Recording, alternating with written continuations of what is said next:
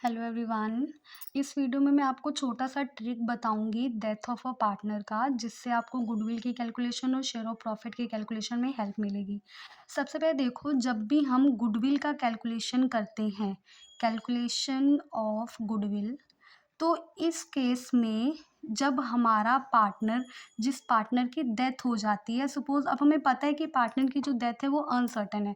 For example अगर हम बोले कि 1 अप्रैल को मेरा सेशन जो है 2025 को स्टार्ट हो रहा था और 31 मार्च 2026 को वो ख़त्म हो गया, उसकी पार्टनर की डेथ हो गई 1 जनवरी।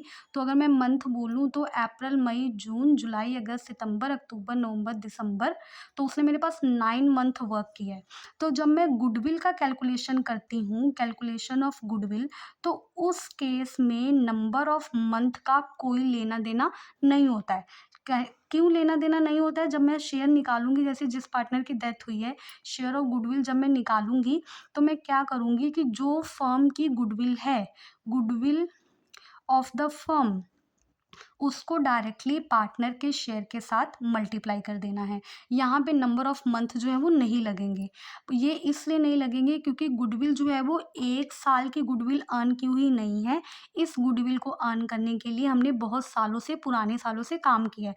तो पार्टनर ने मेरे पास कितने महीने काम किया, कितने महीने काम नहीं किया, उससे हमें कोई लेना देना नहीं है, क्योंकि गुडविल एक पर्टिकुलर ईयर की नहीं होती है। तो मैं डायरेक्टली शेयर से मल्टीप्लाई कर देती हूँ और वो अमाउंट मेरा आ जाता है। लेकिन जब मैं प्रॉफिट का कैलकुलेशन करती हूँ, तो उस टाइम पे प्रॉफिट को कैलकुलेट करने की, क्योंकि प्रॉफिट जो है वो एवरी ईयर हम देखते हैं कि कितना अर्न किया है। तो उस तरह से पर्सन ने अगर मेरे पास 9 महीने काम किया, तो उसको मैं 9 मंथ के अकॉर्डिंग ही प्रॉफिट पे करूँगी। तो यहाँ पे हम नंबर ऑफ मंथ लगाएंगे। तो जब मैं उसका शेयर कैलकुलेट करूँगी, तो मैं क्या करूँगी, जो प्रॉफिट कंपनी का हुआ है उसको मल्टीप्लाई करेंगे with the share of the deceased partner and with the month, number of month, उसने कितने महीने मेरे साथ काम किया। फिर जो अमाउंट आएगी वो अमाउंट मेरी ट्रांसफ़र होगी उसके अकाउंट में।